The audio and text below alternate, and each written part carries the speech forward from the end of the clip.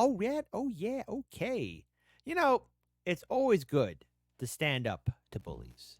It's always good to stand up against those that want to push people around. But sometimes you got to be a bully.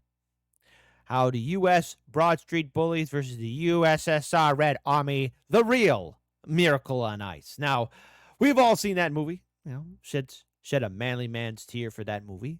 And it could be argued one of the many movies that ended the Cold War. There is, you know, there's of course Rocky IV, Red Dawn, and a whole other treasure trove of movies that showed the good old USA fighting the USSR. But this is a video from the Fat Files, from the Fat Electrician. And yes, before any of you type in the comment section below, I am well aware that there is a not Smedley Butler, but correction on this. I want to get this correct. Not Smedley Butler, but it is, and I think I'm gonna miss out. Hold on. Why did I just get a brain fart? Why did I get a brain fart? John Basilone video, and I will be checking it out very soon.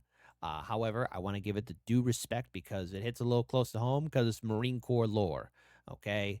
And with John Basilone being the hero that he is, I want to check it out. And I know that Fat Electrician is going to do a fantastic job narrating it. Plus, there better be a mention of Chesty Puller, or there's going to be a whole lot of sweeping. And that's right, you in the comments section, you're going to have to be sweeping, okay? So there better be a mention of some good old Chesty Puller, okay? Because John Basilone is a legend amongst the Marine Corps. But before we get to that, we're going to talk about the real Miracle on Ice, the U.S. Broad Street Bullies versus the USSR. This is from the Fat Electrician, so everybody, please, if you haven't done so already, support the original content creator. It's the right thing to do. It's the one thing to do. Semper Fi, Semper Fidelis, and hit the ice. Let's make it happen. Let's make it happen right now. In the words of Mike Tyson, everybody's got a plan until you punch him in the face.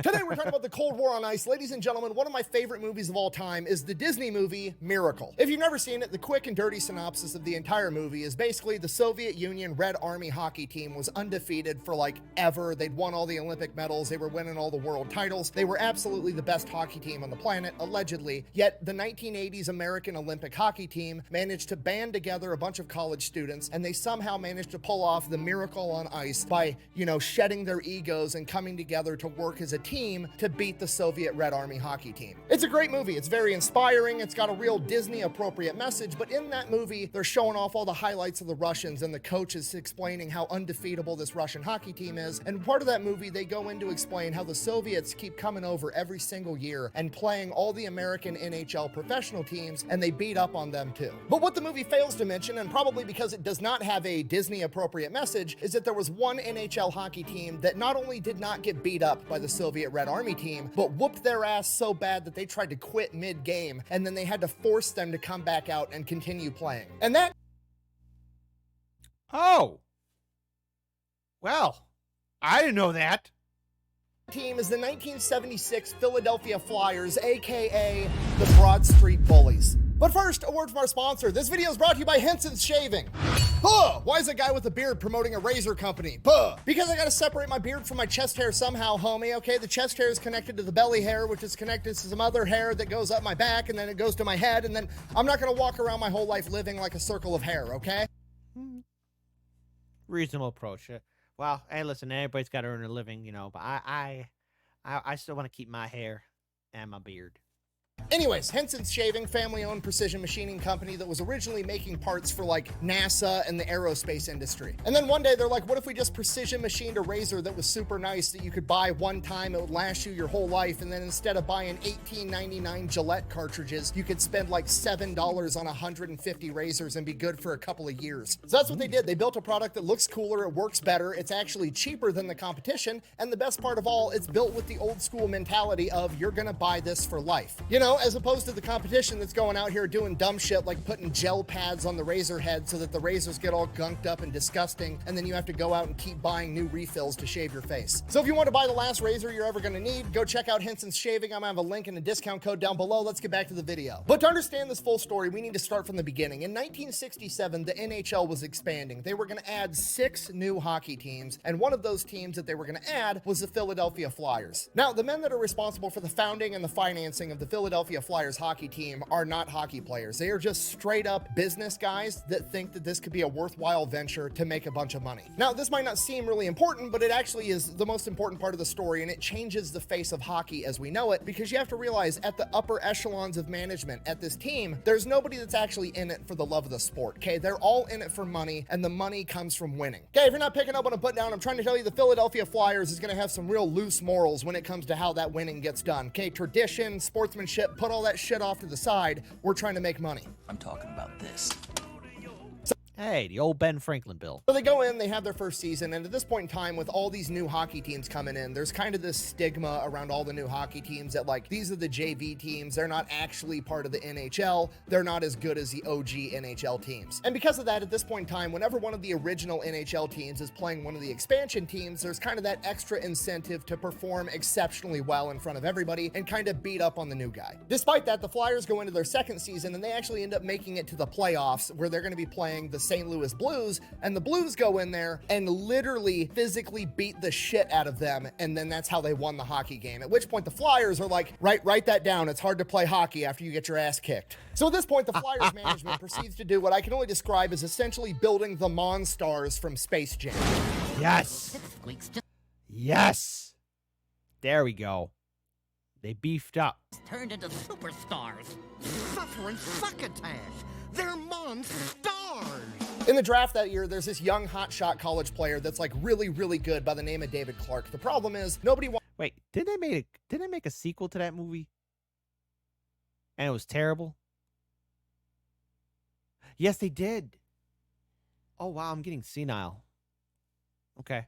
Wants to draft this kid because he's a diabetic, and apparently everybody thinks that that's going to be a huge issue when it comes to him playing hockey at the highest level. So the Flyers go out to like the best diabetic doctors in the country, and they're like, hey, is this true? You know, what's the deal? Is this going to affect his performance? And the doctors are like, no, if he follows his protocol and eats and does what he's supposed to be doing as a diabetic, he's going to be just fine. So the Flyers draft him. So now the Flyers have their star. They have their Peyton Manning. They have their Brett Favre. And the best part is he's got an axe to grind because no other team was willing to stick their neck out for him. So this dude is 100% going out there with a point to prove.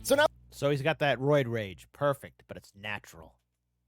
The Philadelphia Flyers have their star. They have the heart of the team. They have their skill player. What are we going to do next? We're going to treat him like he is an NFL quarterback, and we are just going to build an offensive line to protect him. They go out and hire what I'm going to describe as the 4 horsemen of violence. Now, I'm going to go ahead and read off some of their stats. Bear in mind, these are career stats, and their careers aren't over yet. So these are not the stats that they have at the current time that they're being brought in, but this is going to give you an idea of who these men are. Also, important context, if you don't know anything about hockey, when you get penalty minutes in hockey, it's essentially you get taken off the ice and you have to go sit in a penalty box, and you're not allowed to play for a certain amount of game time, which, as I'm sure you can imagine from like football or any other sport, you know, if your star running back gets penalized and he's not allowed to play for 3 minutes of game time, it can drastically shape the entire course of the game. So penalty minutes are a big deal. So with that in mind, our first horseman is Andre the Moose DuPont, coming in at 6 foot 200 pounds with 1,191 minutes in the penalty box. Then we've got Don Selesky, aka Big Bird, coming in at 6'3", 210 pounds with 1,129 career penalty minutes. All right. Wow. Okay. And then we've got Bob Kelly, aka The Hound, coming in at 5'10", 185 pounds with 1,454 career penalty minutes. I'm gonna have to eat every fucking chicken in this room. I love that scene. He just wanted his chicken and his ale. They should have just left him alone. They should have left it alone. They should have left it alone. You're gonna die for some chickens. Yes. Someone is. And then we have our headliner, David Schultz, aka The Hammer, coming in at 6'1", 185 pounds with 2,294 career penalty minutes. Okay, this man still has the record for the most amount of penalty time in a single season at 472 minutes. 8 hours of penalty time in a single season. The man could have watched all 3 Lord of the Rings, the director's cuts, while he was sitting inside the box. God damn, man, what'd you do, homie? In a single season, he once got in 34 fights, okay? A, that's a lot of fights. But B, to put that into perspective, at that point in time, the team average for the rest of the league was 30 fights for the team collectively, and this guy got in 34 fights by himself. He literally once got in a fight while the referee was on the ice announcing how many penalty minutes he had to serve for the fight he just got in 30 seconds prior. That's beautiful. And as a cherry on top, they hire a new head coach by the name of Freddie the Fog Shiro, a former boxer and philosopher that primarily studies Sun Tzu and Alexander the Great. Okay, if you're not picking up Okay. You should read Julius Caesar, though. what I'm putting down, the Philadelphia Flyers are basically just planning to go to war, and David Clark is probably the safest man in the NHL at this point. So for the next couple of seasons, the Flyers go out and they literally just start beating the shit out of the enemy team, so much so that they almost immediately get the nickname the Broad Street Bullies, and all the other teams and their fan bases hate the Philadelphia Flyers. Yeah, city of brotherly love. So if you left hook, right hooks, there you go. It's so bad that there's like actually newspaper articles and shit where the newspaper is telling locals from different cities whenever the Flyers show up for an away game, the Philadelphia Flyers are coming, lock up your wives and kids. Hide your kids, Hide your wives. But the management of the Philadelphia Flyers doesn't really give a shit, because guess what? All those other teams aren't the ones that are showing up to watch the Philadelphia Flyers game, which is how they make money. The Philadelphia Flyers end up winning more and fighting more, which guess what? Both of those put asses in seats, and that makes money, and that's the entire goal. During this time, the Flyers end up having winning seasons every year. They have their first successful playoff series, and Philadelphia falls in love with the Broad Street Bullies.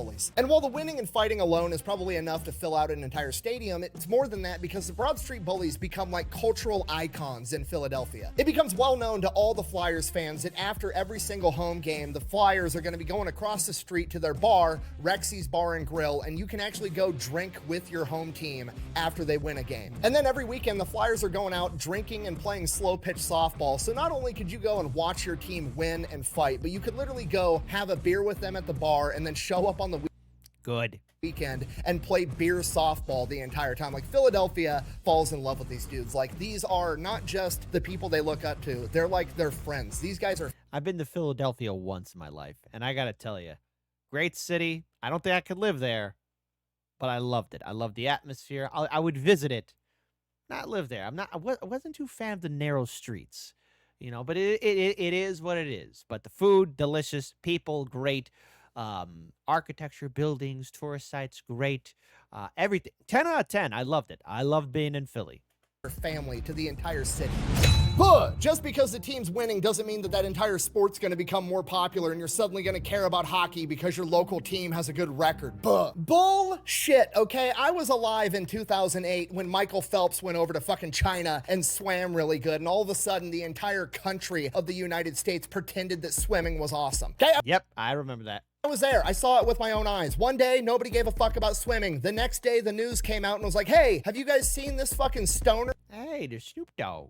with arms down to his ankles that can swim faster than most Americans can run? He's winning a bunch of gold medals in the Olympics. Suddenly, swimming was the shit. Okay, don't tell me winning doesn't matter. So things are going great for the Flyers franchise. They've got more money. More money means better players. So they go out and they buy some more skill players to help out David Clark on the offensive end. They pick up future Hall of Famer Bill Barber and Reggie the Rifle Leach.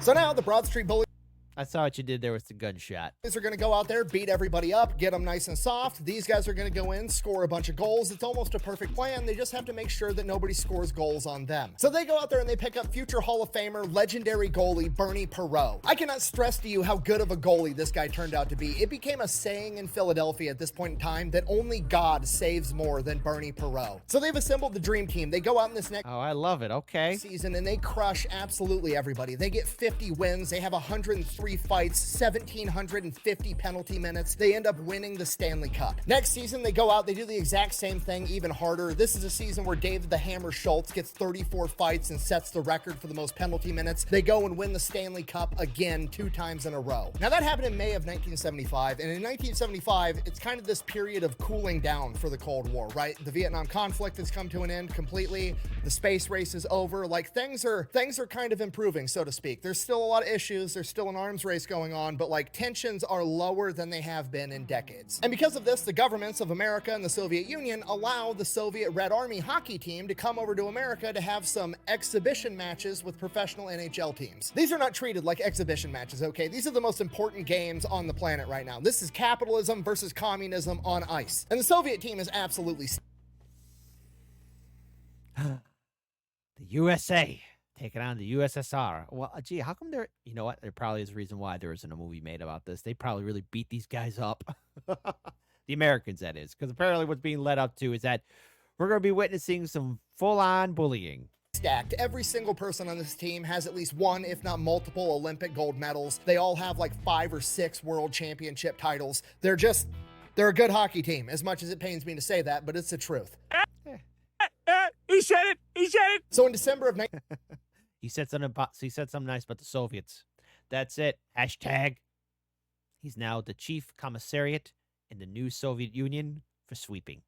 1975, the Red Army team comes over to America and beats the New York Rangers 7-3. A couple weeks later, January 8th, 1976, they play the Boston Bruins, complete blowout 5-2. And now the only team they have left to play 3 days later on January 11th, 1976 is the Philadelphia Flyers, the back-to-back Stanley Cup champions, and the entire world is watching. People that don't even know hockey, understand it, or have ever cared about hockey in their entire lives are tuning in to watch this game. This is a cultural fucking event. People that have never cared about hockey in their entire lives are suddenly Philadelphia Flyer fans. People that have watched hockey their entire lives, that have hated the Philadelphia Flyers for years because they are the villains of the NHL, are now suddenly rooting for the Philadelphia Flyers. They're no longer the villains. They are the anti-heroes that America needs to go out and shut down the Soviet Red Army team. We never said thank you, and you never have to. Big problem, elephant in the room, Bernie Perreault, our goalie, is hurt and he's not going to be able to play this game. We're running on the backup goalie. What are we going to do? Coach Freddie the Fog Shiro realizes that the Soviets skate and move and play the game different than any NHL team, right? NHL teams is like, stop, go, do this. The Soviets are moving constantly. They're always circling. They're constantly skating. They're always compared to being ballerinas on ice. So Freddie says, here's a strategy. Rather than chasing the puck like we normally do, we're going to chase them instead. We're going to put so much pressure on them that they can't do all this pretty ballerina on ice bullshit. Basically, we're gonna play like the Soviets play, but more violent, and in doing so, we're gonna drag them down to our level. Violence is not the answer, it's the question. The answer is yes, okay? It makes perfect sense. If we control the puck the entire time, they're not allowed to shoot. It doesn't matter who we have guarding the net. Do you know what's better than having really good body armor and getting shot? Not getting fucking shot. Best answer there is, ever will be. That is my full stamp of approval right there. If we win, I'm going to be sky high, and if we lose, I think it'll be worse than dying. So the Red Army and the Flyers both take to the ice. The Red Army team's all pretty. They have matching pristine uniforms. They've got their little helmets on. The Philadelphia Flyers come out there, no helmets, no teeth, complete fucking goon squad. They go out there, they stick to the plan. They start beating the shit out of the Soviets. And when I say them, I don't just mean like the big enforcer type dudes like Dave Schultz. No, every single player on the Flyers team is playing super aggressive hockey, even their skill players. The plan is working exactly how they had hoped. The Soviets have like almost no possession time with the puck. Out of the first 13 shots of the game, the Philadelphia Flyers took 12 of them. Right out of the gate, the Soviets are getting absolutely fucking smoked, and they have no answers for the Philadelphia Flyers. So Karmelov, the Soviet team captain, their golden boy, their main character, goes out there. He gets checked when he has the puck. Wasn't even a hard check, wasn't worthy of a foul, wasn't anything. The dude flops like LeBron or some soccer player. Oh, man, damn. I felt that from here. Hoping to get a foul called. He lays there rolling around on the ground crying, hoping the referee's going to call this foul. The ref basically has to go over to the Soviet coach and is like, that was a clean hit. I'm not calling it. Tell your guy to get the fuck up or I'm going to hit you with a delay of game. So the Soviet coach throws a fucking hissy fit and tells all of his players, we're done playing this game, head out to the locker room. And the Soviets fucking leave. They bounce. We're like 11 minutes into the game and they just fucking dip. It's still 0-0. And now the world is not going to have answers on who's actually the best at playing hockey. Now nobody knows what's going on. Minutes are going by like hours. Like, is the game over? Should I go home and try to beat the traffic out of the stadium? Like, what's the deal? And the NHL commissioner, Clarence Campbell, is like, okay, hold on. In a moment of genius, he hates the fucking Philadelphia Flyers, by the way, but he's rooting for them right now, and he wants this game to continue. So he's like, okay, they're communist. They want a moneyless, classless, stateless society. Fuck it, let's put that to the test. He goes to the locker room and tells the Soviet coach, I'm not going to pay you guys the $200,000 you were supposed to get paid for this series unless you get your fucking ass back out on that ice and play hockey. Okay. And just like that,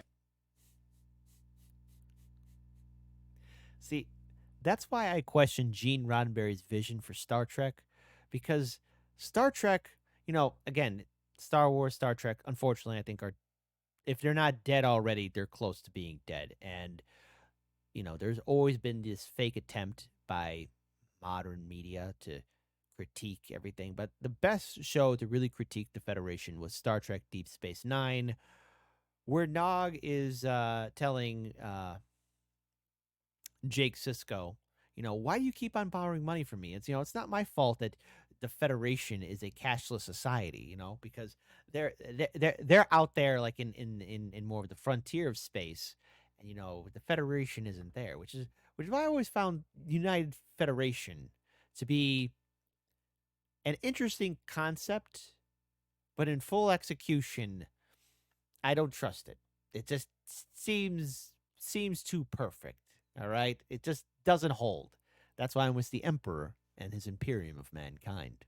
The Soviets magically decided that they were going to go back out there and finish this hockey game, okay? Capitalism just won in real life. Let's see if it can win on the ice. The game starts back up. It's 17 seconds in. Reggie the Rifle Leach scores the first goal. 5 minutes later, they score another goal. They've had the puck pretty much the entire time. They're absolutely dominating the Soviets. So obviously, how can we add insult to injury? So Joe Watson, one of the lesser-known Philadelphia Flyers, dude was on the team that won the Stanley Cup this year, and he only scored 1 goal the entire season. He goes up, he scores a goal on the Soviet goaltender that is supposedly the greatest goalie on the planet at this point in time. Everybody in the stadium except for the Soviets, the crowd, the Flyers themselves, goes absolutely fucking nuts. He goes back up to the bench and Freddie the Fog tells him, you just set Soviet hockey back by 20 years. After that, the Soviets do manage to squeak 1 goal in there past the Flyers, so they immediately return the favor, scoring a 4th goal. The game ends 4-1. The Flyers dominated the entire time. The Flyers took 49 shots and the Soviets only got to take 13. In the post-game interview, David Clark, the captain for the Philadelphia Flyers and the MVP that year, rolls up, no helmet, no front teeth, and says, just so we're all on the same page, this doesn't prove that North American style hockey is better than Soviet hockey. This proves that the Philadelphia Flyers are better than their best. And that's probably why Disney didn't want to cover this in the movie. It's not the heartwarming, inspiring little tidbit about, oh, it's not about winning or losing, it's about how you play the game. No, this is a story about how sometimes violence is effective and being the bigger bully fucking works. Thanks for watching. Best way to support the channel is go buy some merch over at thefatelectrician.com. Quack bang out. And then, as a thank you to the Philadelphia Flyers for effectively saving the day, they went and changed all the rules in professional hockey to more heavily penalize fighting and violence, and it basically ended the Philadelphia Flyers' success and their 3rd run for a Stanley Cup. Oh. Well. It's not a happy ending, but it's an ending. But nonetheless, I have an idea, a genius idea. I know that the guys at Pepper Box are doing a lot of good stuff. I offer this idea. Chances are it's already going to be thrown out the window, but just throwing it in there like a little paper airplane. Listen, Pepper Box, you guys are doing great. Keep doing the great work. Your entire team, whatever. 10 out of 10. Awesome, good stuff. If you guys ever want to tip your toe into the movie making business or anything like that, I'm pretty sure you guys could possibly, maybe, instead of Disney or any of these other movie industry titans that are literally going bankrupt, you guys can make that movie. Yeah, go ahead. I think you can. But I ask for one thing. I want to be the announcer covering that game between the U.S. Broad Street Bullies versus the USS Red Army, if and when you guys ever choose to do that. It's just an idea. Throwing it out there. I think it's a good idea. I would like to be the guy covering the game, be like, and in this unbelievable matchup, the Soviet Union has been defeated by the U.S. Broad Street Bullies. They're giving them the Philadelphia love, a brotherly kind of love, a knock to the jaw kind of love. There we go. Threw my hand in the game. Again, shout out to the Fat Electrician, and yes, the next video up, John Basilone. Semper Fidelis.